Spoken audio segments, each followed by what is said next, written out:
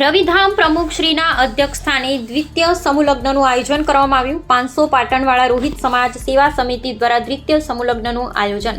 પ્રાપ્ત વિગતો અનુસાર વાત કરવામાં આવે તો આજરોજ હાશાપુર ગામે આવેલ સોમનાથ પાર્ક ખાતે આજરોજ 500 પાટણ પરગણાની દ્વિતીય સમૂહલગ્નનું આયોજન કરવામાં આવ્યું હતું, જેમાં આજે રોહિત સમાજમાં વધુ ખર્ચો ન થાય તે માટે રવિધામ પ્રમુખ શ્રી વિનોદભાઈ સોલંકી દ્વારા રજૂઆત કરવામાં આવી હતી, જેમાં રોહિત સમાજમાં 500 રોહિત વંશી સમાજના આગેવાનો, યુવાનો, વડીલો હાજર રહ્યા હતા. અહેવાલ શ્રી વી કે ડાભાની.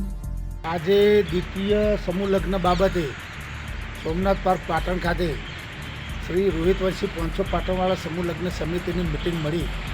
એની અંદર ઘણા બધા સુધારા સાથે વૈશાખ મહિનામાં સમૂહ લગ્ન કરવાનું ઠરાવવામાં આવ્યું. એમાં ખાસ એ સુધારો નક્કી કરવામાં આવ્યો કે આ સમૂહ લગ્નની અંદર પહેલાં તો જે જોનો 10 વાગે, 11 વાગે, 12 વાગે આવતી હતી એની જગ્યાએ સમયમાં ફેરફાર કરી સવારે 7 વાગે જોનો બોલાવી લેવાની, 9 વાગે ચોરી કરી અને જમણવાર કરી અને 11 થી 11:30 આ સમૂહ લગ્ન પૂર્ણ કરવાનું. બીજા નંબરનો સુધારો એ કરવામાં આવ્યો કે આ સમૂહ લગ્ન સંપૂર્ણ રવિદાસિયા ધર્મ પ્રમાણે કરવાનું નક્કી કરવામાં આવ્યું. સરસ, ઓકે.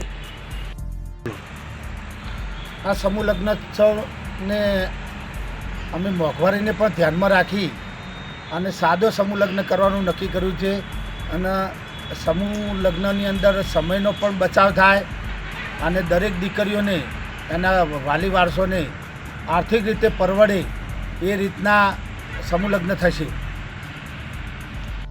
સોના ચોધીમાં તો જે નવીન સુધારો આવ્યો છે, પણ સમાજના બંધારણ મુજબ જે દીકરીઓને ચોધી આપવાનું હોય જે રીતના એ તો અમારે આપવું પડશે. એટલે દરેક દીકરીઓને એક પાયલ પણ આપવાનું અમે નક્કી કર્યું છે.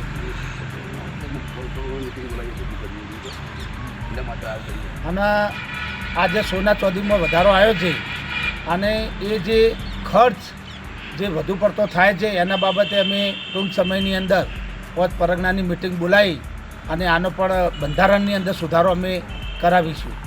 ઓકે.